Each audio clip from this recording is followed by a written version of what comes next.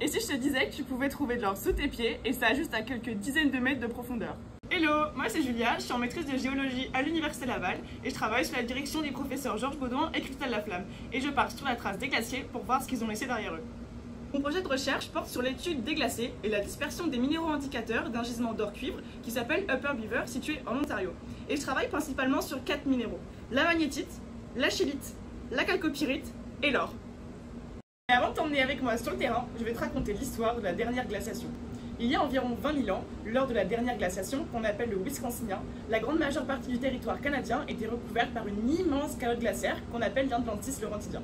Mais il faut savoir qu'une calotte glaciaire, c'est pas seulement un bloc de glace qui est posé sur le continent. C'est une immense masse de glace qui est en mouvement, qui avance et qui recule. Et lorsque cette masse avance, elle arrache, elle broie et elle transporte toutes les rosses sous-jacentes du socle précambrien, et ça sur des dizaines de kilomètres. Mais lorsque les glaciers fondent, ils laissent derrière eux un dépôt typique qu'on appelle le till. Et moi, c'est ce que je cherche ici. Le till, c'est un mélange chaotique de sable, de gravier, de silt et encore de blocs qui garde en mémoire le passage des glaciers, des roches et donc des minéraux contenus dans ces roches. Allez, suis-moi, je t'emmène sur le terrain voir comment on récupère du till. 3 days later. J'espère que tu es bien équipé parce qu'on va pas creuser n'importe où. Dans le paysage, on ne trouve pas seulement que du till. On trouve également d'autres sédiments laissés par les anciens lacs. Ce sont les sédiments glaciolacus qui peuvent empêcher la prise d'échantillons. Donc viens avec moi, je t'emmène là où on peut trouver du till.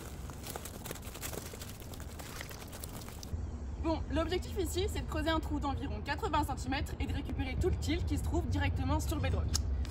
Donc, une fois qu'on a nos 10 kg d'échantillons, on peut retourner au laboratoire pour effectuer toutes les analyses dont on a besoin. À partir de celle-ci, on va recevoir un petit flacon comme ça qui contient plein de minéraux lourds, dont l'or.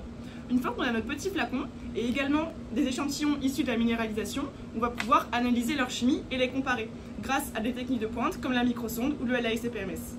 Comme quoi, parfois, il suffit juste de regarder sous ses pieds pour découvrir de grandes histoires cachées.